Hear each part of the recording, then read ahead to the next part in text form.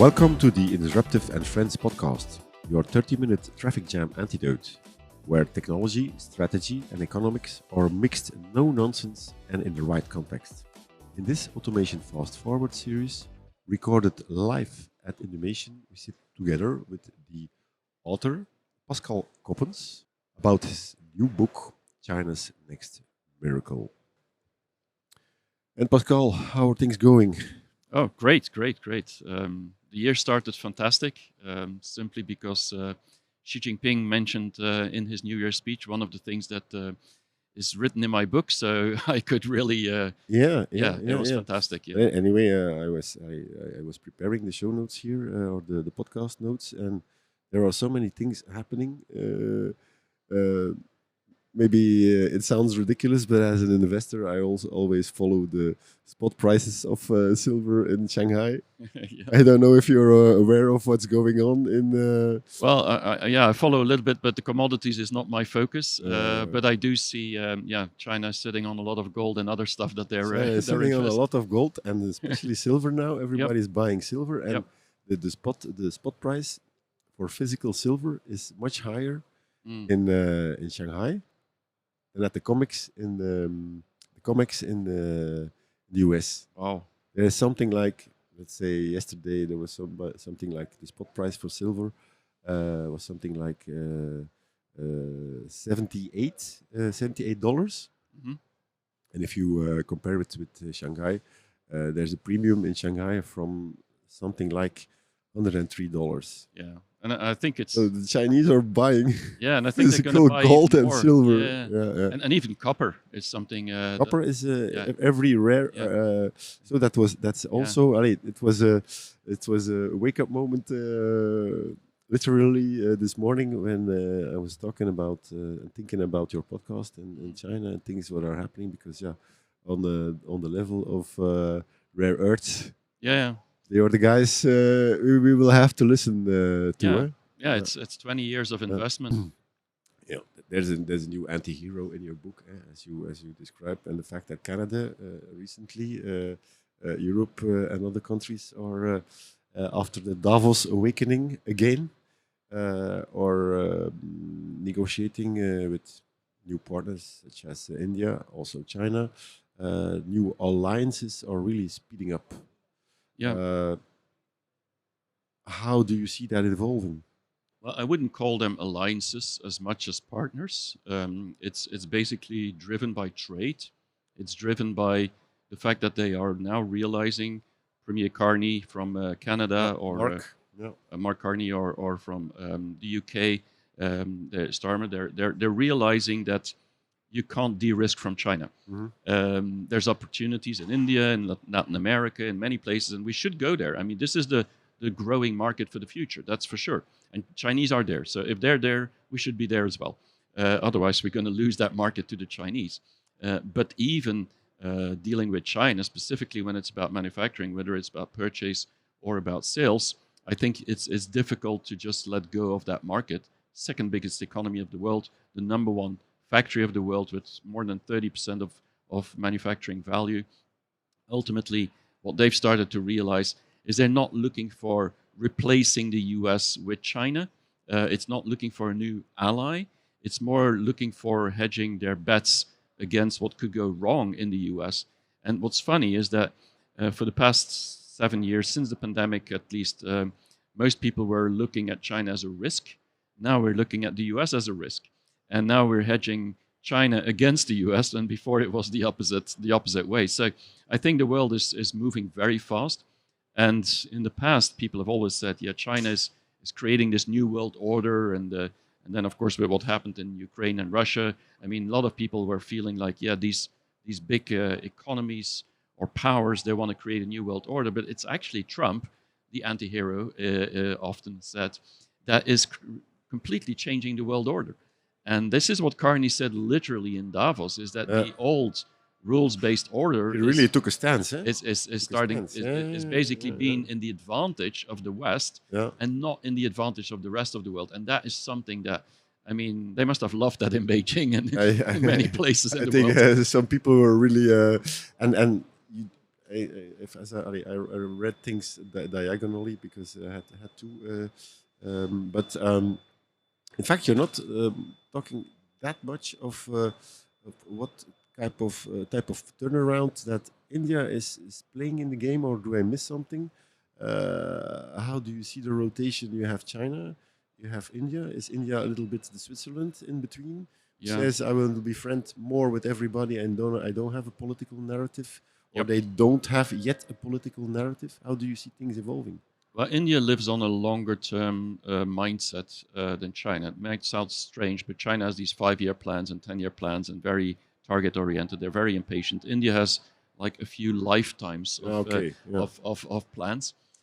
But India, indeed, they're working with everybody because for them, they feel that this is their best bet to actually be, I wouldn't call them neutral, because I think that's a mistake we're making. I think India clearly wants to become a superpower just like China and now the US and Europe is, or the European Union. But they will bide their time. It will take time before they get there. And the mistake we're making, or the misjudgment we're often making about India, is thinking that, yeah, we're going to work with India so we don't have to work with China or don't have to work with others. But they want something themselves. So whatever I saw happening in China over the past 30 years, the next 30 years is going to happen in India. But the difference, I think, is just as you said, that India has a lot of resources in manpower and education and other things who are quite evolving very positively. But they don't have that strict strategy plan every 5 years Yep. that they say we shall Yep. arrive at that, no matter how we will arrive at that target. China is more objective.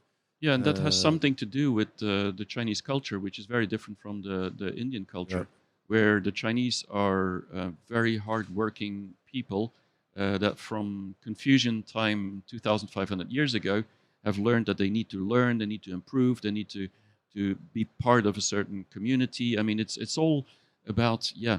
they're The, more like Europeans. They the, hesitate a little bit. Right, depends which Europeans, because Europe is very very Yeah, large. yeah, very diverse. Yeah. But if you look at Flanders, definitely we are also quite similar in the way that we want to work and we want to also buy a house and all these things, and Yeah. we want to have stability, and we're willing to work hard for that. At least in the past that was the case. Nowadays it's becoming a little bit more challenging, and that's helpful for a 5-year planning. If you have a 1 billion population, or 1.4 billion to be exact, that all are working for improving everything, then it's a lot easier. India doesn't have that. Mhm. India has certain levels in society that are extremely smart, sometimes much smarter than Yeah. anybody else in the world. But they also have a big chunk of the society that basically is happy with just their life and doesn't want to improve their life. No, they just live along the street. Yeah. They find food, and that's enough for them.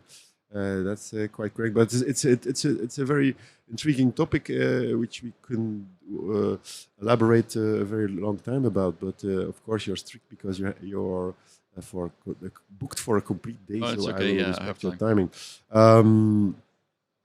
Now, another topic in your book that I'm trying to summarize is China as the world's AI factory Yes. from a technology standpoint. As we are here at the exhibition in the nation, everybody has his opinion on GPUs, TPUs, CPUs, whatever, and why China refuses the China customized NVIDIA GPUs now. They say we want it. I don't know if you want it. Let's give the impression that we don't want it. Nobody knows. I think Jensen Wang will know what they really mean with that. But China says no, thank you. Officially, we move with our own stuff. Mhm. How do you see that? Well, I think it's a tactic from China to basically not show their cards right now, because their cards are a little bit double. In one way, when it's about the chip market, you can see certain chips like Cambricon or Huawei chips, the Ascend chip, which can do pretty much what the lower end NVIDIAs that are used in general computation for large language models can achieve. But they're moving very fast. And so you could take the direction like, yeah, maybe in 2 years, 3 years, I mean, they won't need NVIDIA at all. On It's it's Huawei who is taking the move then. Huawei is or, the biggest yeah. competitor of NVIDIA, and I think Huawei will do very well in the years to come, simply because they're in the chip market and they're probably the the best resourced in terms of talent and money to actually build these chips. And then, of course, there's fabs like SMIC in Shanghai, which can manufacture them. But there's also not many Nvidias in the world, so we should not forget that as well. So copying Nvidia is not an easy feat. So is your prediction that how far are we? How far is? I know China has the resources. They have nuclear energy. They don't have the power problem. Yep. As the US and Europe has. But how far are they behind? Do you have any idea how far they are behind? Everybody says they. If you listen to ASML, they say, oh, they're on that level, chip producing NUV. They are something like 10 years behind, Yep. which sounds incredible. But then Jensen Huang says it's in times opportunity they say nanoseconds behind. Yep. What's your opinion? Well, my opinion is quite simple. I think we have to look at ASML and Nvidia as exceptions. Mm-hmm. And if you look at them as real, ASML is a company that there's nobody even close to ASML, whether it's a Chinese or an American or a Korean or Japanese company. They're so far ahead that I think China's the closest compared to the others. And I think it's the same with Nvidia. So I think if we look at it from not comparing with the number one in the world that everybody's talking about, but comparing with the average of computing power, the average of equipment. The other in China's TPUs, ahead. TPUs. Yep. Talking about things like AMD and Broadcom. Yep. And things. I think they're already on the same. So I think in the noise that we often get is they're always behind. But if you then see that they're behind the ones that nobody else can catch up with, and they're still ahead of everybody else in many cases, I think they're doing pretty well considering their situation. And they're also not taking the same path as these companies. I think the biggest difference with the US, when you talk about NVIDIA, is that China is taking a very different path towards AI. And this is why... Talking about the open source thing then? Or? Yeah, the open source, much more affordable. It's almost free to access all these models through APIs. If you look at the applicability of this AI in society, in the industry, it's going 10 times faster than in the US or in Europe even. So what that means is that China might be behind on the technology curve still a little, but they're like way ahead in the implementation side. And the real business cases. The real business cases. In that case, like Baidu or Ping An and so when Nvidia's CEO and founder and Jensen Huang says they're nanoseconds behind, and recently he said they're ahead, but that's a different story. He really talks about the fact that these models today from China, these large language models like Kimi from Moonshot, is beating ChatGPT, Anthropic is beating Gemini on most levels. And this is an open source that everybody can just download and use. Are they all already downloadable in Europe? Globally, yeah. Kimi is downloadable globally. So, and same for Alibaba's QN and so on. So everybody can use it. The only reason you might reconsider using a Chinese model is simply because they will upgrade in a certain direction. And if it's not the right direction you're going, then you need to maintain it yourself. So that's the only reason. But ultimately, for a European company that basically has to build one product and says we need a large language model, this is much more attractive than getting hooked into the OpenAI ecosystem, where basically you're stuck for the next 20 years to pay subscription. So I think. Do you think that these models will? They go global. Yes, they are go going global and will be free or much less expensive. Oh yeah, they are way less expensive. And today, 30% of all the open source models globally are coming from, or 30% of all the models are open source, and they're all coming from the world. But the origin, they're all Chinese models. Mm-hmm. So the Chinese models are taking 30% of the world market of large language models today. But the thing is that we're looking at it from European point of view. If we look at it from an Asian point of view, in Singapore, everybody's using Kimi or is using QN from Alibaba. If you look at it in Africa, in South America, in Middle East, in Dubai, I mean, people are using all these Chinese models, and this is under the radar. Nobody's This is talking really about under it. the radar. Yeah, that's kind of strange. Now, if you're talking about AI factory, a question leads automatically to the next question. China has something like, I don't know if this is still that number, 230 excellence left dark factories such as Foxconn and Huawei, Xiaomi, BYD, etc. Uh, on the total amount of, as you described, I guess 250,000 factories. Oh, there's 6 That's million a- factories or in six- China, six- so six- it's six a million lot. factories. That's really a tiny fraction in percentage. Yeah. Am I correct? But as it moves fast, it multiplicates also fast. So, as you say, China uses more than 50% of the worldwide robot installed base already. Yes. Is It's that 1 out of 2 industrial robots being put in factories or in logistics. So anything that is basically industry driven is 1 out of 2 robots is being installed in China. And out of that 50%, half of them is being built in China for China by Chinese brands. So they have about a quarter of the global market already in hand for their own market, and they are now growing globally as well. These robots. So yeah, the robotization in China is going at an incredible pace. what do you have there? Things like Ubisoft and things like that. Well, but Ubisoft is a gaming platform. No, You that's, have Ubisoft, Ubitech, yeah, which is Ubitech, yeah, robots, Ubitech, yeah. but that's more like Humanoids then, or, humanoids yeah. and stuff like that. No, you have of course the GRI and so KUKA, the Yeah. German company, was acquired by Midea. So this is kind of the automation part, but the ones investing most in all these automation these days are some of these automotive companies because they need it for their factories. Mhm. Fixed robots, but also flexible robots. Mhm. And so you see that China is buying more robots than anybody else. And then there's a lot of brands in China, too many to name. And I've visited some of these brands in south of China, in Dongguan, in the factory place of China, and you clearly see that the level of automation is not below the level of automation anywhere else pretty much in the world. So it's really top level, specifically in the system integration. And before it was all about hardware, but now it's also about software, about AI, Digitization, automation. It's about IoT, yeah, smart robots, and Smart I robots. think that's where we're not seeing that China is upgrading its factory now. This has a very clear incentive. It's not just to sell more products in Europe. The main reason is there's a demographic problem Yeah. in China, and so if you have like between 5 and 7 million workers less every year, imagine that's half of the Belgian When population. do you have any idea? The demographic, they say that the peak. Around Was- 2050, there would be a peak, and then it would stabilize.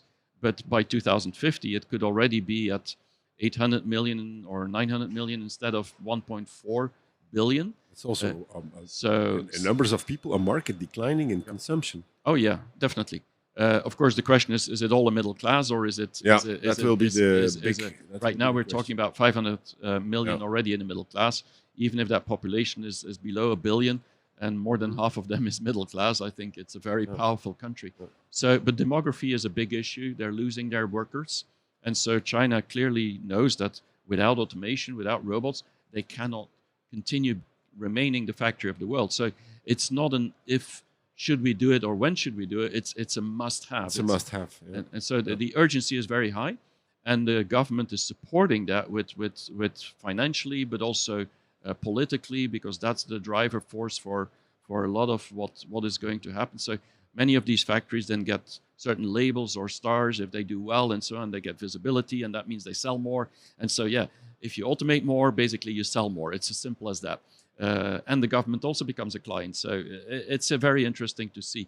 So a lot of the investment that the government did over the past 10 years, specifically local governments in real estate, is now going into automation, into factories, into AI, into data centers, in a very different infrastructure, which again will lead to actually more efficiency over time.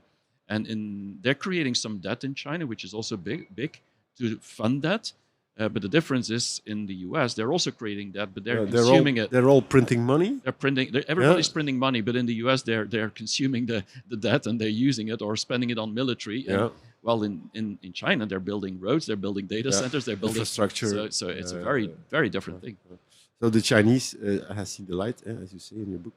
Chinese has seen the light on dark factories, and the Europeans are groping in the dark or something like that, groping around in the dark.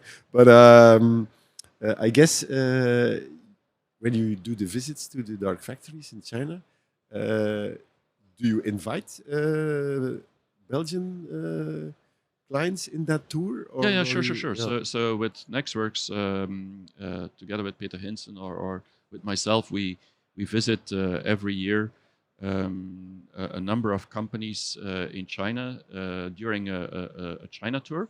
And we do visit some of these dark factories. And do you have any idea which Belgian companies are really close to having a dark factory in that sense? Well, I think there's many Belgian companies that have a pretty automated system, which means that I wouldn't say the Chinese are ahead in terms of numbers of factories. In Belgium, we still have more automated factories than in China. The difference is the scale and the speed. It means if Foxconn talks about an automated factory, that means 100,000 employees that were replaced by robots. That's a very different scale. Yeah, that's another scale than many. And so they talk about a dark factory, but it's a big dark factory. When we're talking about the dark factories here in the Benelux, we're talking about 24/7. Taylor Steel, for example, who has or pretends to have a dark factory configured to order from all the points of the value chain. But in the real scale, except maybe Asian companies who put their factory here and things like Amazon, otherwise we do not really have. No, it's more on a micro level, but that doesn't matter. But when CATL comes here, they're going to put down. They're going to put down a dark factory. And this will be thousands of robots. The question is, when is the dark factory dark enough? Usually, in theory, it's only when there's nobody working there. But you always need people to maintain the robots, and so there's always some people working around. So a dark factory is kind of like the pinnacle and the ideal that we could go for. But even if they reach 90%, it means that they're more competitive than most factories in Europe. You used to have people to control the robots. Now you will have robots to control the people. To control the people, And the newest humanoid robots in China is fantastic because they actually replace their own batteries, so they can run 24/7. So they don't need anybody to replace the battery. Let's hope we don't end up with the Terminator, because I know you're a movie fan and a fighting movie fan. So. Yes, but we could be discussing and talking for days about this big book. It's your second or third book? It's my third book. Your third book. So, I started in 2018 writing the first book, China's New Normal. And even in that first book, we're now 7-8 years later. If you look at the things that I saw happening, the trends and the predictions that I made, specifically in electrical vehicles in manufacturing, a lot of it from back then is actually happening now. And so it's not that I have a crystal ball at home. It's simply that you see these trends, and with these 5-year plans and with what's happening, it's easy to somehow predict, if you don't look at the negative always of China, of what's going on the ground, which is usually very constructive and proactive. And so I think for the next 10 years, this is my third book now, I predict that in 10 years from now, China is going to go completely from a production a society into a knowledge society. And these two are going to merge together, which means factories are going to become smarter, but also people are going to be much more talented and many more people, which means that they will start creating more, disrupting more, inventing more, and do much more innovation, because the talent on the bottom is what they're actually focusing on for the next 10 years. And so there's going to be interesting things happening, and AI is going to be at the center of it. It's everywhere that we talk about AI. It's become such a buzzword, but the difference is that China doesn't see AI as like that big next thing. They see it as the oil or the engine for their society to to completely transform, which means that they don't see it as, oh, we're going to have a different life and so on. No, it's really about efficiency. It's about productivity. But they tend to use and find their comfort in the red oceans, as you describe. Are they finally ending in blue oceans in the future, or Well, how will this story end? It's not. They're not looking for blue oceans. A blue ocean is basically a market where you set a standard. Yeah. A red ocean is a hugely competitive market where everybody fights for the same things. Their main goal is still these red oceans, which means they go for existing markets and then they try to optimize Be better. within these markets. And BYD is a good example. If you compare with Tesla, Tesla started from the top. They looked for a blue ocean. They created this dream, Musk sold us the dream, and we all bought a Tesla if we could afford it. And BYD did the exact opposite. They started selling just crappy, cheap cars, electrical. In 2008, they got money from Warren Buffett, and they slowly, step by step, then started improving. And now today, the best BYDs are comparable to the best Teslas. Rinse and repeat. And so, Yeah. but the difference is they went a very different path. And I think that's going to happen in manufacturing, just the same as I just give the example of BYD compared to Tesla. And so we don't see them as innovative because they're not looking for blue oceans. They're looking for just selling stuff, but then improving so fast that ultimately nobody can say no. It's an offer you can't refuse very often because price quality, they're just the best. And it's not always about price. It's often about more quality for the same price. Aren't you getting? Are you just wrote your third book? You Yes. released it in December, I suppose. Or It came out end of November. end of November. Yes. Aren't you getting nervous that things are?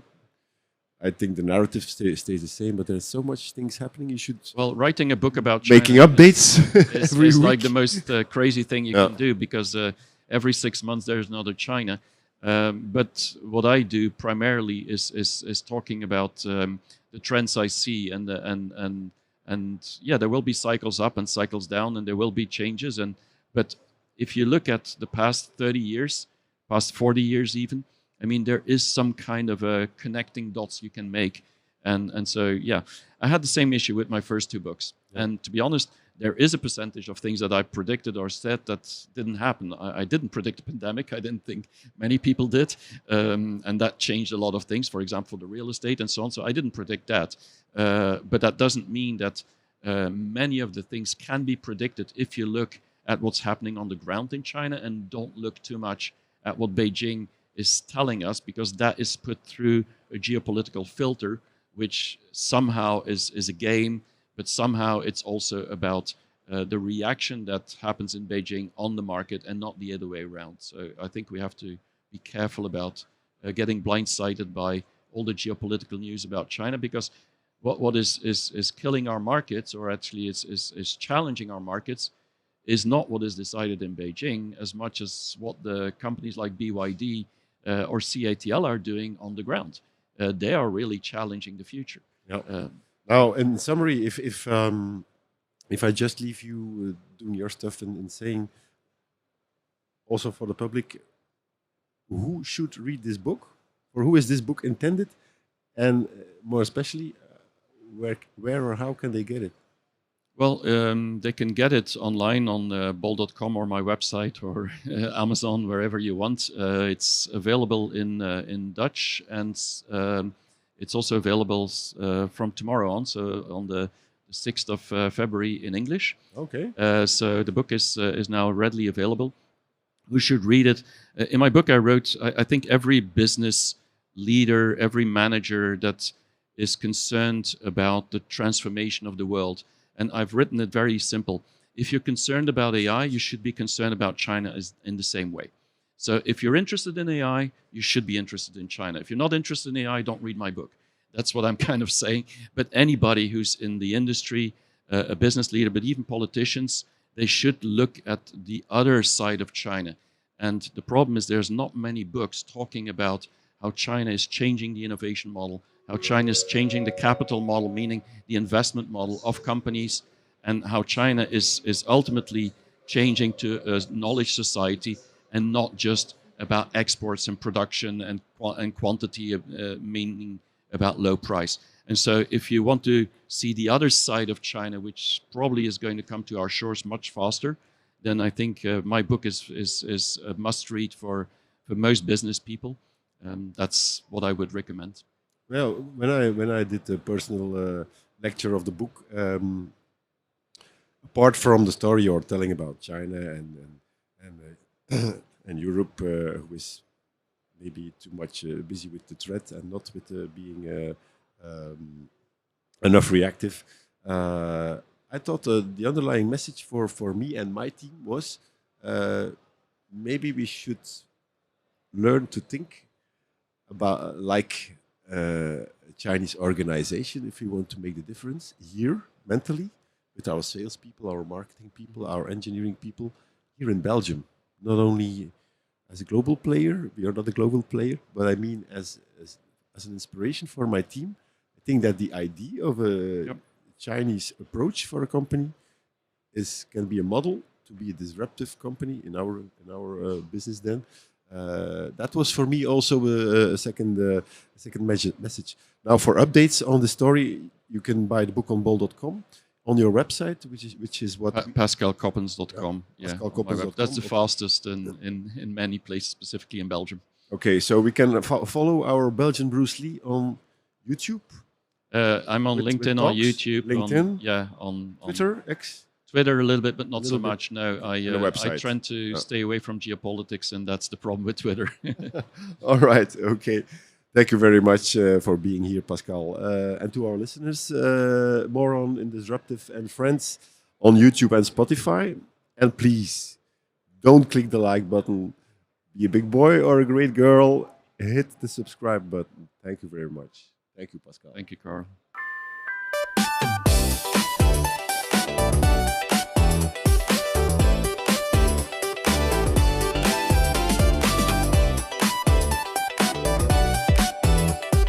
Thank you.